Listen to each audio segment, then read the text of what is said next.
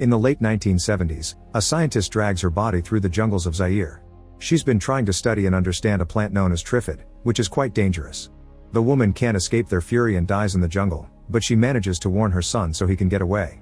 30 years later in 2009, the Triffids are being kept in labs away from cities to be used for their oil, which is an alternative to fossil fuel and has put an end to global warming. Oil companies are keeping citizens in the dark about this because of how dangerous these plants are, not only because they can feed on people, but also because they have venomous branches that can blind a person. All labs keep extra security measures not to leave any Triffid unattended, and when scientists have to come closer for studies, they wear eye protection and come with a guard that keeps the vines back with tasers. One of these many scientists is Bill, the son of the woman that died in the jungle. He wants to finish his mother's work because he also believes Triffids are smarter than they look and the noises they make are actually communication, so he keeps plenty of recordings of them. He also suffers from constant nightmares that showed him blurry memories of the night his mother died and included weird images of natives from the jungle approaching him with a mask. One afternoon, while Bill is making more recordings under guard Lucy's protection, they discover that an anti-Triffid activist Walter has sneaked inside the lab because he wants to reveal the truth to the whole world. Walter knocks Lucy out by surprising her from behind and makes her lose her goggles, so Bill comes closer to give her his own. He also uses the chance to take her taser and stun Walter, but the sudden movement gets the Triffid's attention and Bill ends up with venom on his eyes. As the other guards finally arrive to arrest Walter, Lucy grabs Bill and drags him to the local hospital, where the doctor gives him an anti-venom after bandaging Bill's eyes. He has a 50-50 chance to become blind, but they need to wait 24 hours to be sure. Meanwhile, people around the world are getting ready to watch a meteor shower. Radio reporter Joe interviews an astrophysicist who explains the sun will release a vast explosion of gas and nuclear fire that will look like fireworks in the sky, but it can't cause any damage to humans.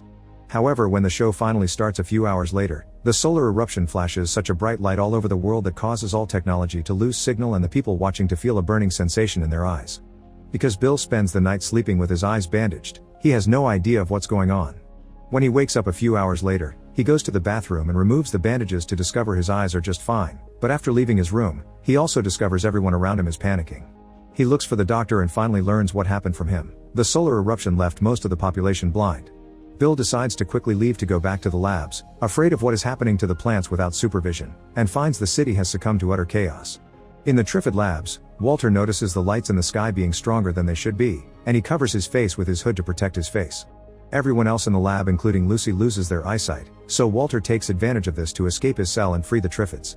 In a plane that is flying over the city, Torrance doesn't care about the meteor shower and is sleeping through it with an eye mask on, meaning he doesn't wake up until he hears everyone panicking. The plane's going down because the pilots can't see either, but Torrance ignores all the cries for help and hides in the bathroom with a bunch of life jackets. When the plane crashes, Torrance is the only survivor and he immediately begins taking advantage of the chaos in the city to rob stores. Meanwhile, Jo wakes up with her eyesight intact because she's been underground in a subway station, which is now in ruins because of the plane crash. When she goes outside, she bumps into a mother with a kid and they realize she can see, so they begin begging for her help. Soon lots of people are surrounding Jo, trying to drag her away for their own protection, prompting Jo to get in a car and try to drive away. Unfortunately, the street is blocked by the blind crowd, allowing a cop to approach Jo and try to arrest her under some flimsy excuse to take her away. At that moment, Bill shows up looking for an authority figure and notices what's going on, so he takes advantage of the cop's blindness to take the gun from him and rescue Jo. Then the two of them run away by keeping quiet in order for the blind people not to notice them. After walking for many hours, Jo and Bill manage to reach Whitehall, but a crowd of blind people is blocking the entrance. They go through it to try to reach the guards, but communicating with them is useless because they only answer with shots. With no authority to talk to for help, Bill decides to go to the labs himself, and Jo goes with him not to be alone. The pair steals a car to reach the lab, where they discover the Triffids have escaped and everyone is dead, including Lucy and Walter. Bill retrieves all his research because he thinks it may come in handy later, then he accepts to take Jo to her father's house so she can check on him. Sadly, by the time they make it there it's too late. The man is already dead and being taken away by the Triffids. Jo refuses to believe it and tries to shoot the plant, but this only makes the Triffid angrier and Bill has to drag Jo away before they get surrounded. Now that Jo has seen how dangerous these plants can be, she decides she wants to warn people, so the pair returns to London to use the emergency broadcast from the BBC. Jo has a quick interview with Bill to finally let the world know about the Triffids, warning them that they'll be searching for food and that means these plants will most likely be coming to the cities. Afterward, they take a break to eat something, and Bill tells Jo about his childhood.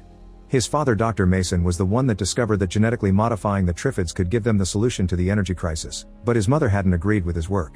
She obviously died that day in the jungle, but Bill hasn't seen his father since. Meanwhile, Torrance sneaks into the Prime Minister's home only to find his now blind secretary Hilda. He spends the night there, and in the morning, Hilda plays for Torrance the emergency broadcast, which confirms there aren't any authorities left.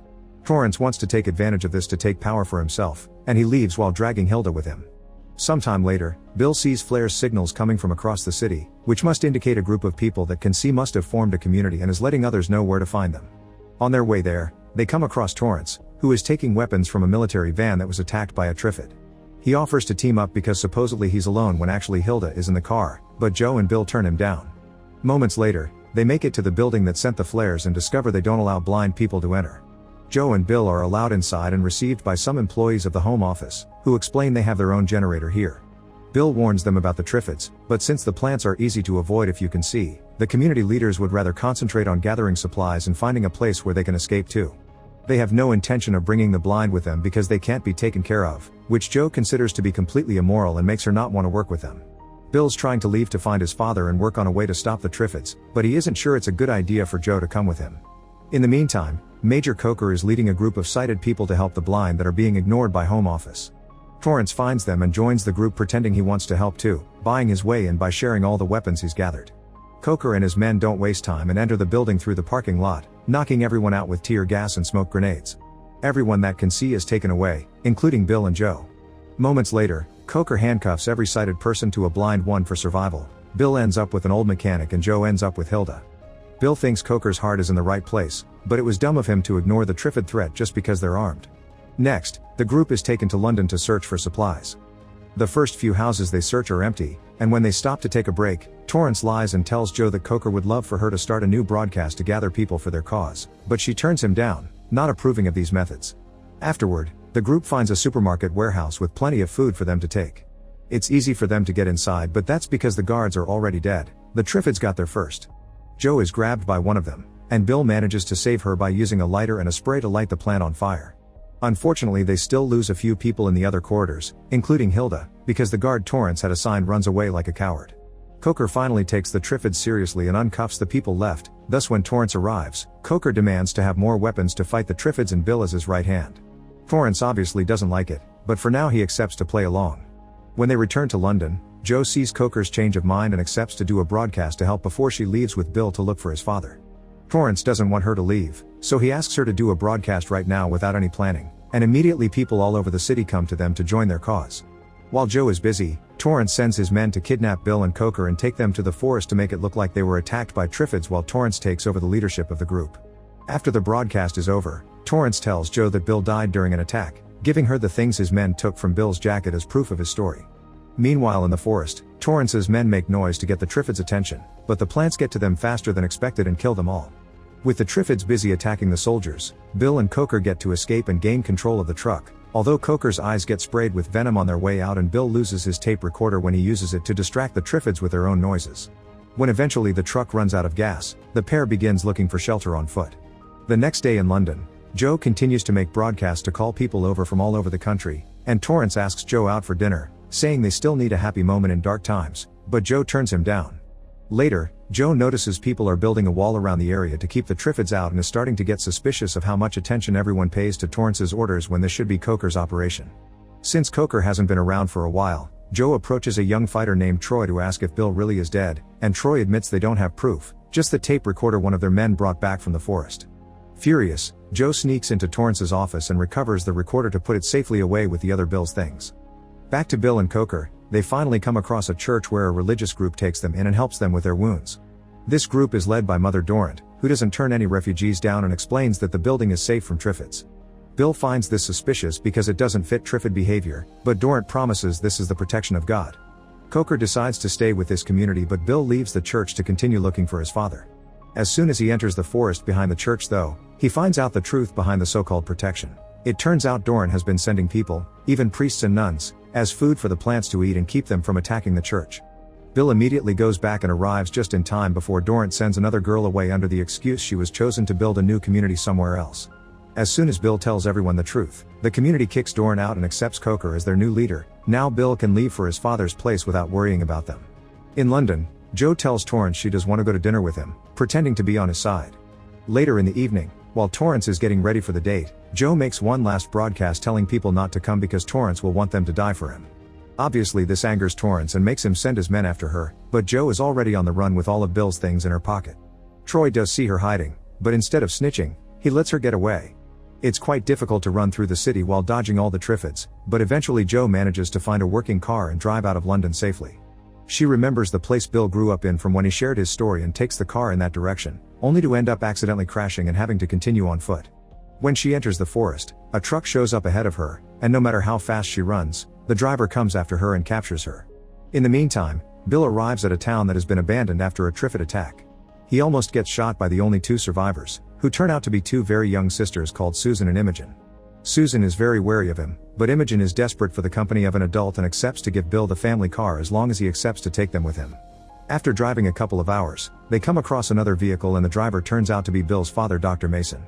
The reunion's far from warm, but Dr. Mason doesn't hesitate to bring Bill and the girls with him to his house, which is fenced with electrocuted wires. Inside, Bill finds Jo, because it had been Dr. Mason who found her in the woods. After Jo gives Bill back all his things, the two of them finally kiss and spend the night together. Sometime later, Bill joins his father at the lab, where he's already preparing a new plan. He thinks that to stop the Triffids, they must create a new type of it that sterilizes instead of fertilizes. If they spread this new type of Triffid around, then they'll make all the others infertile and eventually the race will die out. Dr. Mason already has a female Triffid he's been working on, but to finish the experiment, he needs the pollen from a male Triffid, so Bill promises to find one. Meanwhile, Susan and Imogen are practicing target shooting and Susan gets incredibly frustrated with Imogen because she's already referring to Jo and Bill as mom and dad. Once he's properly armed, Bill drives all the way to the labs to see if at least there's one male Triffid in the area. Once again, he uses his tape recorder to play Triffid noises, but the first one to show up is Susan, who hid in the car and came along to keep an eye on him. While Bill scolds her for such a dangerous idea, a male Triffid finally shows up and grabs Susan, making it hard for Bill to shoot at it properly if he doesn't want to hit the girl too. In the end, he decides to jump on the Triffid and hit it until it dies. Bill and Susan bring the Triffid head back to the house and Dr. Mason immediately begins working on it while discussing his wife's old ideas. After Bill goes through those awful flashbacks again, Dr. Mason reveals he still has some of the things that used to belong to his wife, including her own recordings and a creepy black mask that matches Bill's flashbacks. That night, Triffids all over the country begin sporing, thus Torrance sends Troy to the lab to find Bill's file in order to find him and a solution to this problem. The next morning, a helicopter flies above the house and drops a bunch of pamphlets promoting a survivors' colony in the Isle of Wight, and the new family agrees to go there after they're done with the experiment. Dr. Mason decides to listen to his wife's old recordings to try to figure them out while feeding the Triffid, but this proves to be a mistake. The noises make the plant extra violent and it attacks the doctor through the door hatch. Bill hears all the screaming and rushes to the lab, where he turns off the tape before shooting the plant. Unfortunately, it's too late. Dr. Mason had been stung already and he dies of the venom. After giving Dr. Mason the goodbye he deserves, Bill realizes he destroyed the mutated female and there's no time for him to restart the experiment from scratch, so the family agrees to leave for the island in the morning. Things don't go as planned though, because as soon as the sun rises, Torrance shows up with his men and captures the sisters, threatening to kill them if Bill doesn't come up with a solution to deal with the Triffids in 24 hours. The family is locked up together, but no matter how much Bill thinks, there's no solution to the experiment, thus their priority must be to escape. His idea is to use the recordings to attract the Triffids and sneak out of the house while the plants attack Torrance's men. At that moment, Bill is called to see Torrance, so he gives Susan the tape recorder to hide. While Torrance taunts Bill and cruelly teases him for losing his parents, Susan climbs out of the window and leaves the recorder outside playing. When night falls, the Triffids arrive at the area, approaching the house easily because the wired fence had been turned off by Torrance. Furious about this turn of events, Torrance goes outside with his men to start shooting at the plants, but he also sends Troy to kill the family as revenge. However, when Troy makes it to the room, he can't bring himself to do it, and he shoots the air to trick Torrance into thinking the family is truly dead. Then, Troy knocks out the guy in charge of the house power switches, and when Torrance sees the plants are close enough for electrocution, he sends an order through the walkie-talkie asking for the electricity on the fence to be turned on. Troy pretends the switchers don't work and the Triffids get to attack the men. Torrance leaves his followers to die and runs back into the house, where he finds Troy escaping with the family and shoots him in the leg. Bill retaliates by tasing Torrance and knocking him out, but this delay has given time to the Triffids to surround the house and block all the exits.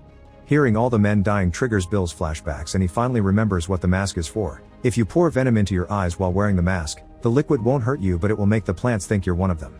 They had done that to him as a kid and that's why he got to escape while his mother couldn't. Using a Triffid branch that got broken during the fight, Bill puts the whole group through the process, and when they go outside they confirm it works. None of the plants dares to attack them. At that moment, Torrance wakes up and tries to go after them, but as soon as he comes out, the Triffids jump on him to eat him while Bill and the others run away. Sometime later, Bill, Joe, Troy, and the sisters are on a boat, making their way to the island of survivors and hoping to find enough resources to finish the experiment that will allow them to destroy the Triffids for good. Make sure to subscribe and turn on notifications so you can watch more videos like this. Thanks for watching.